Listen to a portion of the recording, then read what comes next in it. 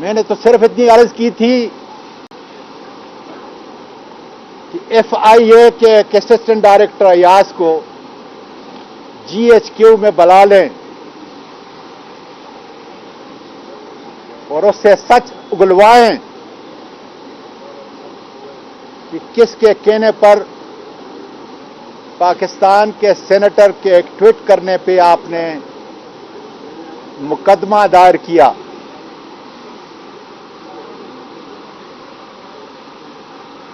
کس کے کہنے پر میرے گھر پہ ریڈ کیا گیا؟ کس کے کہنے پر گھر کے اندر تشدد ہوا؟ کس کے کہنے پر ایاز اسسٹنٹ ڈائریکٹر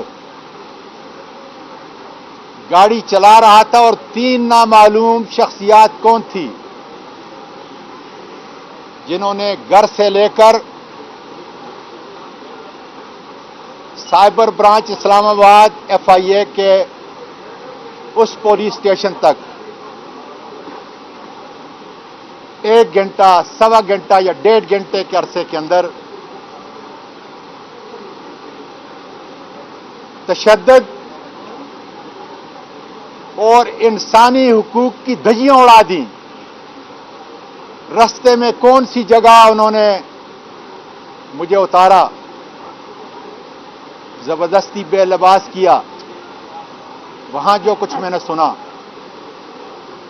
اتنی سی درخواست تھی. اتنا بڑا ظلم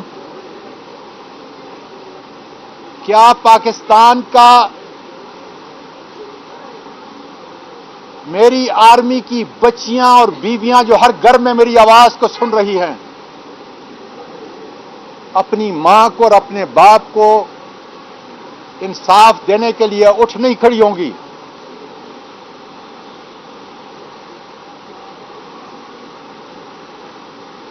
باجوہ صاحب، آج وہی شیطان نفس لوگ ایک ذیلی ادارے کے انتہائی طاقتور لوگ جو آئین سے بھی اور قانون سے بھی بالا تر ہیں، آج وہ یہ افواہ پھیلا رہے ہیں کہ وہ ویڈیو جو میری بیوی کو بھیجی گئی، جو میرے بیٹے کو بھیجی گئی، وہ جیلی ہے. باجوہ صاحب، میں یہ لفظ ادا کرنے سے پہلے مر کیوں نہیں جاتا، لیکن مرنے سے پہلے مجھ پر قرض ہے میری ان تمام پاکستان کی 11 کروڑ بچیوں، بیٹیوں، ماؤں اور بہنوں پر. میں اس قرض کو ادا کرنے کے لیے کہہ رہا ہوں، ورنہ میری زبان جواب دے چکی ہے.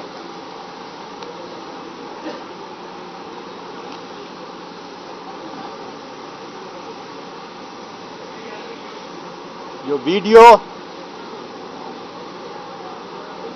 میری بیوی کو اور میرے بیٹے کو بھیجی گئی ہے، اس میں چند اضافی چیزیں ان درندوں نے ڈالی ہیں، باقی وہ بالکل اصلی ہے. اور وہ کوئٹہ میں میری ان 2 راتوں کے درمیان میں بنائی گئی ہے. باجوہ صاحب،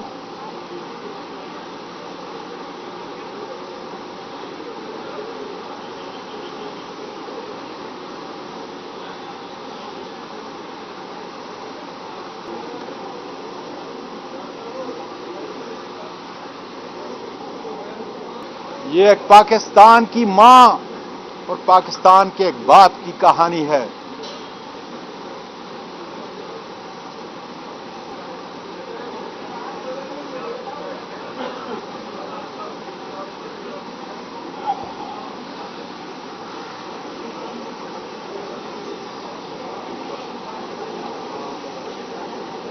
اس لیے انصاف کے آنے میں دیر نہیں ہونی چاہیے.